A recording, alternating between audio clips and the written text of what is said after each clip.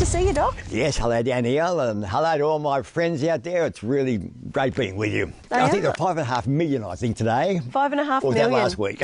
Oh, look, sounds like a good figure to me, and I'm sure there are 5.5 million people just on the edge of their seat waiting to know how they can prevent the flu. Because 90% are going to get the flu of some description, with an urty upper respiratory tract infection or a nasal clogged up or dribbly or runny or cough or it's whatever. It's all a bit festy, isn't it? There are thousands of different viruses which can cause the flu, the serious ones, H1N1, those nasty ones, as well as the ordinary ones which are not quite so serious. Would you believe it? Been published in the British Medical Journal the other day, which is also the British bastion of information which I get every week, so we keep up to date with all the stuff to tell you folk out there. They have discovered an old tablet which has been around for about 20 years, taken regularly, will reduce greatly by about 90% the risk of catching any sort of viral infection, which is called the flu or a cold or coryza, whatever you like to call it.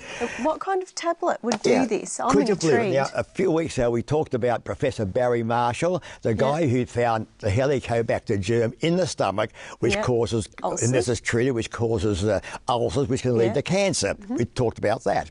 Now, would you believe it? They've now been using that long enough to discover that if you're on one of these things called a proton-pump inhibitor, a little tablet each day, and there are millions around the world who take these regularly, the risk of getting a viral infection is reduced by about 90%. 90%? Now, this is unbelievable.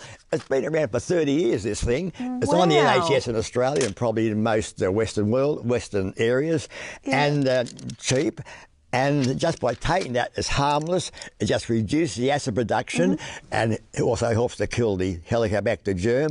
And they've got this new use which they found. Wow. So how long would you have to be on it, Doc, do you think, before it would take effect? Well, now, people who have heartburn and run the risk of ulcers, they take these things, they can take them for years. You can take them for the rest of your days. And I would say that people looking on, there will be millions out there who take a PPI, a proton-pump inhibitor, various brands, Nexium, Losec, a lot of other brands, that they're on them in any case. So their risk of any sort of viral infection in the winter months or the colder months is greatly reduced. Now, how's that? Wow. Old drugs, new uses. We find these sort of things happening from time to time. So I thought that was a beauty. That is a beauty. Talk about killing two birds with one stone. Now, also, if you want to, you have the flu injection too. That's a double measure.